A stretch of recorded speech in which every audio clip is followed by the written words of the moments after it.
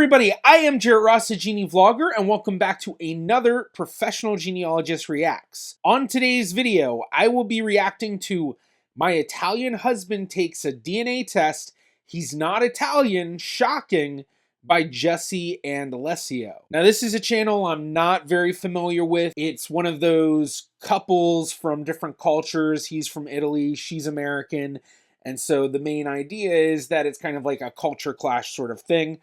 I think I've seen some of their shorts before. I looked through the channel a little bit and nothing really stood out, but there was some stuff that seemed kind of familiar, but I wasn't sure if maybe I just seen other channels with similar content of like, you know, Italian husband tries this or whatever. I'm not going to say too much else other than, you know, we know he's Italian, and with Italian, we're going to expect a mixture of things as we usually do with most Europeans. But with Italian, it's not uncommon to get Mediterranean of various sorts. So that can include things in the West Asian or North African regions.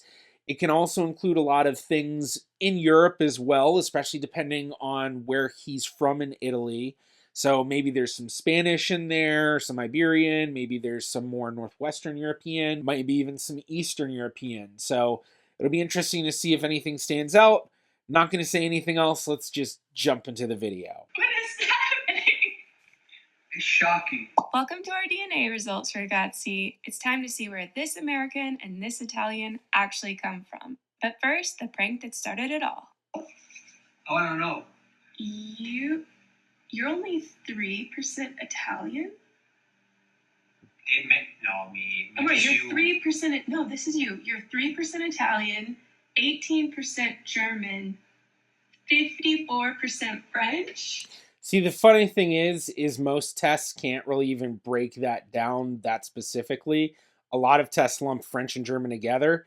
And even if these were his results, it might not necessarily be that shocking if these were his results, because sometimes some of these tests have a hard time telling Italian from things, and the way they lump population groups together may be confusing. So if he's thinking Italian, he may end up getting small percentages of Italian. Granted, the high percentages of the German and French would probably be a little odd for someone of Italian ancestry, granted if he knew a good amount of his family tree tracing back a few hundred years. But let's continue. French, German. Are you sure it's Look, this is mine over here. and all that candy name? I'm 5% Italian. I'm more Italian than you. Oh, I'm 5% Italian. You're 3% Italian. Something wrong. If you're anything over 80% Italian, you'll be happy. Yeah. And the question will be, too, if he ends up getting a lot of broadly Southern European or something, which basically could be Italian, I wonder how they'll react to that. Because that's how a lot of people will see these tests, is they get the country they're thinking that they're going to get, they don't really get, but then they'll get some other broadly, some population group or some region or something that really includes what they were expecting to get. And I'm scared, you know why? Because I believe that they told me a story. Okay, from my dad's side, okay, my grandmother came from a French root. From Napoleon side. So you could be French, and not only French, but you could be related to Napoleon. I mean, that's kind of a big misunderstanding of what he said, unless I didn't understand what he said. What was it, his mom? Or someone said that some grandmother had come from France, and it was because of Napoleon, but that wouldn't mean that he's necessarily related to Napoleon. All right, let's get to the results. What do you think about it? What are you going to be? The only thing I'm certain of is that I'm going to be more Italian than you. Okay, so we are getting results for both of them, hopefully.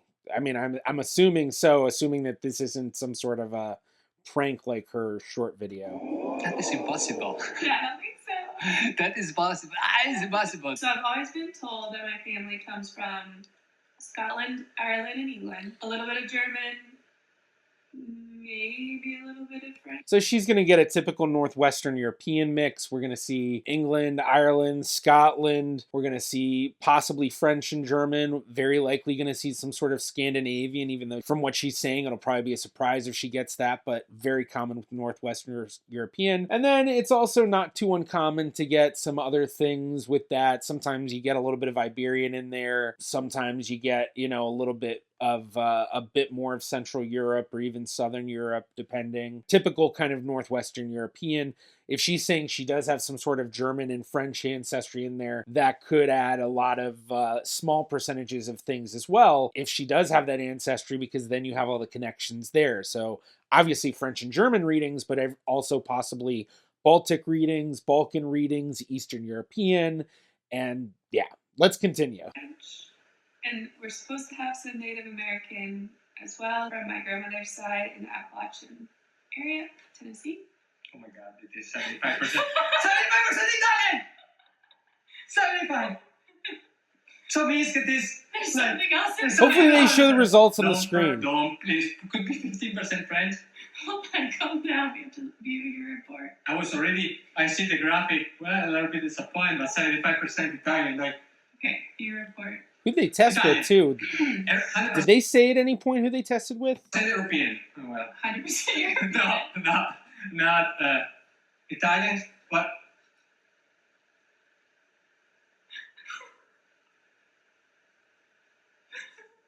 It's just kind of why I hate when videos don't put it on the screen. It's just like, we've already been waiting so long for the results. Just do it already. And I'm sure me pausing this is getting some people like, you do it already. 75.1% Italian, specifically Friuli, Venezia Giulia, plus 9 regions. Then you are 24.8% French, German. So not too doesn't surprising. necessarily mean that you're French, because it highlights a lot of regions, including Austria and Switzerland and Germany. All of this is incorporated into one region. And if he's from northern Italy as well, that makes a lot of sense even more. And then you have 0.1% broadly European. So my grandmother has the truth. So when he said before, it sounded like he'd said one of his parents' grandparents, but maybe he meant his own grandparent. But if that is the case, the story that he had a grandmother who was French, that matches up perfectly with the DNA, because you'd expect about 25% of your DNA, not a perfect 25%, about, and that's what he's getting. Granted, French and German readings, like she said, includes a lot more than just French or German. Let's push and see what Jesse is. I push it. You push for me, I push it. Okay. Start with. You tell me when I can look at the screen. Okay. Go. Wow. Oh, what is Wow. that? 82% British. I really wonder who they tested with, too. You are a British. 82.4% Wow. British Irish. But isn't that what she said? So that's kind of expected. Oh wait, you French. 15% French. Wait, what's happening? Oh wait, 80 plus 15 is 90. 82.4% British Irish, 15.9% French German, 0.6% broadly Northwestern European, 0.5% Sub-Saharan African. Yeah. Interesting. And And then then Yeah, 0.5% Sub-Saharan African is an interesting percentage for a few reasons. Number one, she's very European looking, comes from a very European background, so 0.5% of any, African is certainly odd, but it could be a misread, or maybe it does represent some sort of ancient, well, I guess not ancient, but very distant Sub-Saharan African ancestry. Now, when it comes to percentages this low, they're known as trace percentages, which doesn't mean that they're not true. It just means the confidence is really low that it is true. And so with trace percentages, when you're looking at under 1%,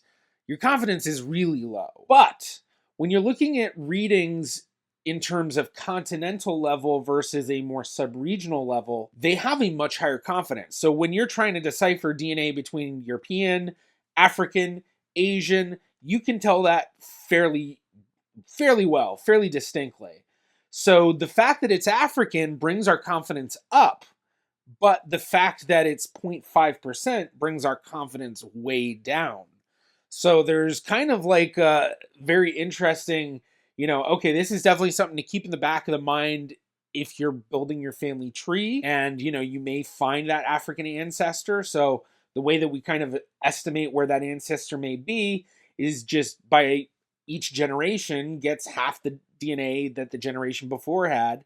So you just half it each time. So you get 50% from your parents, 25% from your grandparents, 12.5% from your greats, and then so on down the line. And so by the time you get down to 0.5 percentage points, you're looking at, fourth, fifth, sixth great grandparents is kind of your most likely sort of area. And when you're looking at that range, assuming that she's my age, which I think she's probably fairly close in age to me, so assuming our family generations are fairly similar as well, then a fourth, fifth, sixth great grandparents, then you're looking at 1700s, 1600s of when your ancestor lived. So for like a lot of my fourth great grandparents, they were born right around the turn of the 19th century. So late 1700s, early 1800s.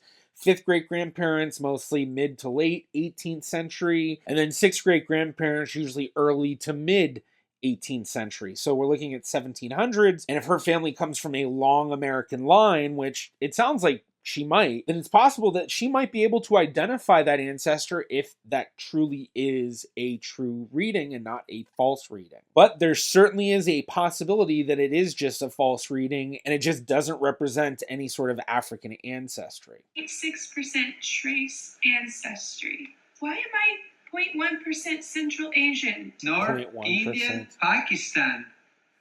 I'm trying to remember if it's 23andMe or MyHeritage that gives these really, really, really small point percentages. Because I think a lot of other companies, they don't mess with that. Because once you get under 1%, it's really, really low confidence.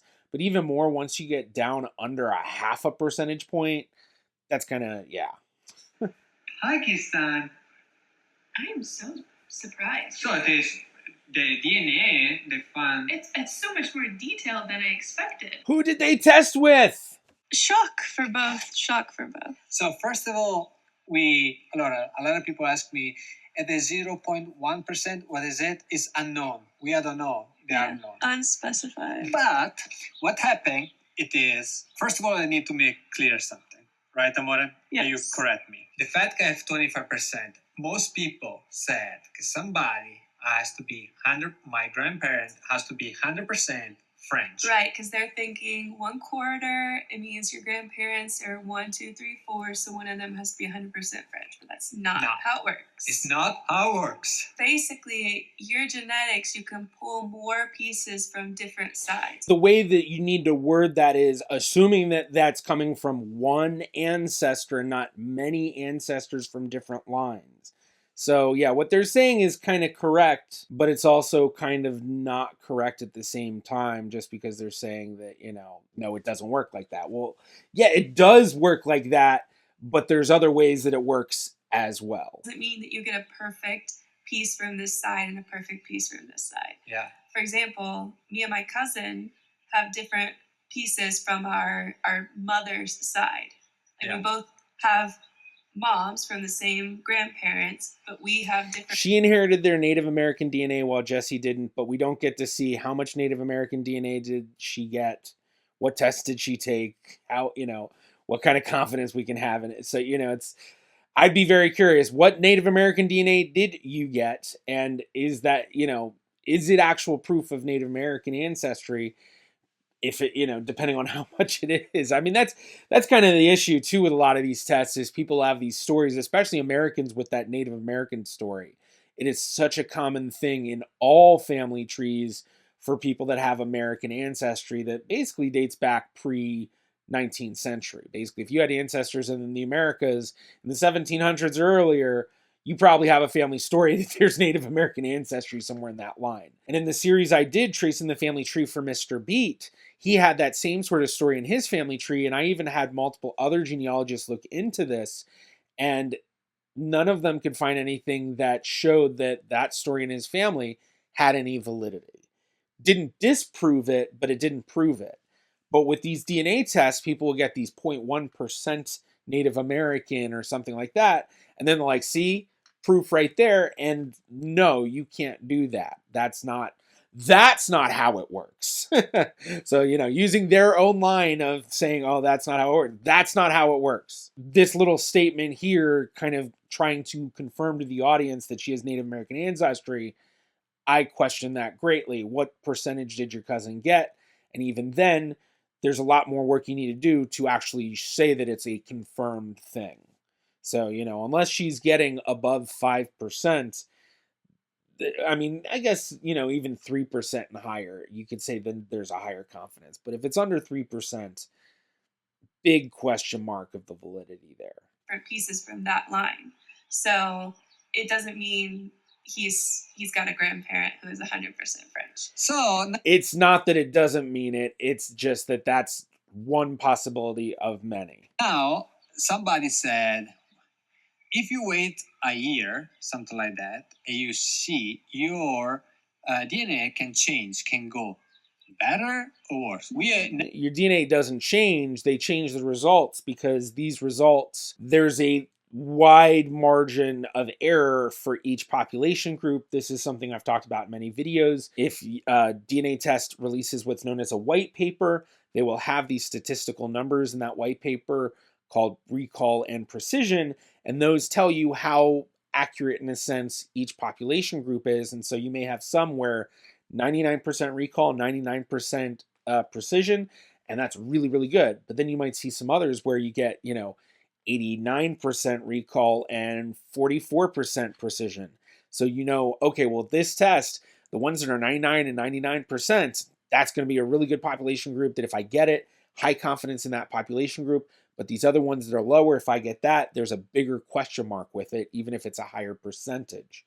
And so what happens with these DNA tests is as they improve and improve, then they're going to update the results. In correlation to the recall and precision, especially if they're able to find some new information, revamp their algorithm, test it, and see that the recall and precision for a population group is much higher than what they had before, they're probably going to want to update that because they have a much higher confidence in reading that population group based on those numbers. But I really wish they had said which DNA test they tested with. Maybe I missed it, but I feel like they didn't say it, which could be on purpose too, because I know that there are a lot of YouTubers, they're trying to make their sponsorship money and they purposely will not say the names of companies and things that they use so that they leave the opportunity open for sponsors. Okay, we come back from Italy a year and a half later. Can change everything. Can change because everyone told us that these things update over time and your percentages can change. So let's see Jesse first. Recap. 82.4% British Irish, 15.9% French German, 0.6% broadly Northwestern European, 0.5% Sub-Saharan African, and then 0.6% trace ancestry of Pakistan, Sub-Saharan African, Iranian, and Central Asian. Whoa! Oh my gosh! I'm more British! You're more British, I told you! 98.9! No, I'm 84.1% British. Let me write my new percentage. I'm more British! Wait, this can change for me! You could go up. This video would be so much easier to watch if they just showed the results on the screen instead of doing this one at a time thing.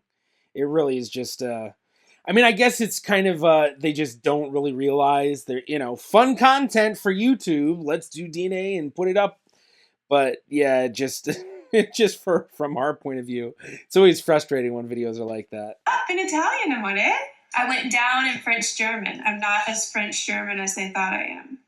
I'm 14.1% now. See, and now I can't even remember what her percentages were before. 10% broadly Northwestern European. African is the same, 0.5%. Which is a good thing. It leads to a little bit more confidence with that 0.5% because it did last through an update. Still have the 0.6% trace ancestry, and that's all the same. Yeah. So I am even more British Irish. Nice. All right, it wasn't as dramatic of a change as I thought. Are you nervous? No, You feel good? I feel positive today. You've had time to adjust to your... Yeah, 100% European. You're more Italian! 78.3. Yeah, Martin. So, okay, you were 75.1, and now you're 78.3. 78. That's a nice jump. Yeah. And then you were 24.8%, French, but now you're 20.2. 20. Broadly Southern 1.4% broadly Southern European. European. So that could be Italian anyway. Could be Greece, Italy. And then you've got the same 0.1 unknown. All right. How do you feel? I'm happy because I go up the Italian side and I still thinking. These changes made absolutely no difference. And from a genealogical standpoint, if we're using this to help us trace our family tree, which is what we use these DNA tests for, which is why these admixtures are so ridiculous to genetic genealogists. I mean, I guess they're not ridiculous. They have a use, but that use is so minimal that when people harp on these small percentage point changes, it really doesn't mean anything. Honestly, even with these percentages, it doesn't represent their entire ancestry. It just represents the DNA that they have inherited, which is significant in the fact that that's what makes them out of their ancestry. But it's still just kind of one of those things of just like, it doesn't really matter. 3% more Italian, 3% more British Irish, 5% less French, it really doesn't make that much of a difference. And especially looking at it from this genealogy standpoint, it's not going to change anything for how we would do our research if we're looking into their trees. It's just going to be like, oh, okay, so basically still looking at the exact same thing. The only thing out of all of this in terms of the changes that's kind of significant is just the fact that that 0.5% African lasted through the update. Because that just told us that, okay, that 0.5% might actually have some more validity to it. And the way that I would go about it, I would ask her parents to test. And if her grandparents are alive, get them to test. Because if that African ancestry is true, one of her parents is going to test, and they're also going to get that reading. And granted, this is on Ancestry, so you can't do chromosome browsing. But if they got the same reading on the same spot, and especially the parent got more, that's indicative that, yeah, there's something going on here that gives us a bit more confidence. All right, let's continue. Yeah, I should go more up, but... You're not happy with your almost 80%. I just still can't believe that I am more of something than you are. Like me being an... What's it matter? You're getting a reading that's so vague that it includes a lot of different countries. And even though it's this big chunk of British Irish, it could be that you're not really 85% British. You're 30% British and 30% Irish and 20% Welsh and however much percent Scottish. And I don't know. I guess coming from just a genealogical standpoint, as I always do, just basically pointless superlatives of I'm more than them on one thing. An American. I'm more British Irish than you are Italian. It's very interesting. This makes me really want to take a trip to Britain. Yeah. Because I need to... See, I would hope the DNA test would make people really want to learn their ancestry. But everyone's always like, just, I don't know, just using DNA tests to confirm their food choices and confirm their travel destinations. Which, I guess, to each their own. But I always find it funny because I know how much more people could get out of these tests. And wouldn't you rather use this test, build your tree, expand it, figure out where your family actually lived, not just, Britain and, maybe a specific town, and you could go visit the house that they used to live in, or maybe their land that used to be theirs, or maybe you have cousins still there, or maybe, there's so much that you could find that is just so much cooler than going to Britain and be like, yeah, I'm from here. Well, guess I'll just go be a regular British tourist. For me, when I just went to my trip to Europe, to Amsterdam, I met so many cousins. Well, not just Amsterdam and London, but I met tons of cousins. I met lots of friends and people that, I guess that wasn't really genealogy, but, I was able to trace my family tree, and I had addresses that I visited in London and Amsterdam where my family had lived. I went into cemeteries. I was able to visit my, ancestors. I was able to visit things that connected to my family. And it wasn't just this broad idea of, yeah, well, I know my family's from Amsterdam, which I wouldn't have known if I really did my if I'd never done my genealogy. But yeah, I feel like that would be so much better. In future, I think so. It's going to change year over year. I think so, but I think we could only get more of what our biggest percentage is. So No, that's not always going to be what happens, especially if they start splitting larger population groups into smaller defined population groups. So if whatever company you're testing with at some points figures a way to feel that they're confident enough to split this British Irish into Britain, Ireland, and Scotland, which they might already have a Scottish reading, but to break it down even further, I almost can guarantee that this big 80% chunk of whatever is going to break down into a lot of smaller pieces, and it's going to leave you really confused because you're going to be like, wait, what happened? I feel like maybe more people that are related to us that do this, the higher your Italian and the higher my British. So could be game changer if my mom or other people take it and share with me, because actually it can be helpful to have your parents test, because when you have your parents test, you can phase your DNA. And what that means is when you're looking at DNA, you have pairs of chromosomes. So, one from mom, one from dad. And so every spot on your DNA, you're getting one piece from mom, one piece from dad. When they do these DNA tests, they don't know what parts from mom and what parts from dad. So when they're trying to figure out what segments there are, they could end up coming up with a segment that actually is a combination of DNA you inherited from your mom, DNA you inherited from your dad. That looks like one segment, so they just call it one segment, and then all of a sudden you're getting readings that aren't true.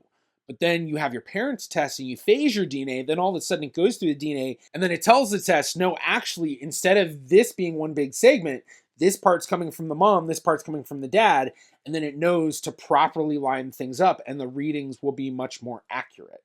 So that is a benefit in testing, but having parents test just in the mindset of, oh, this is going to help getting my results in a better place. Technically it does, but technically it really, it's a drop in a river. Hopefully that makes sense. We need to get your mom and your grandparents to do it, and then over there. Definitely. Get your parents, get your grandparents, both of you.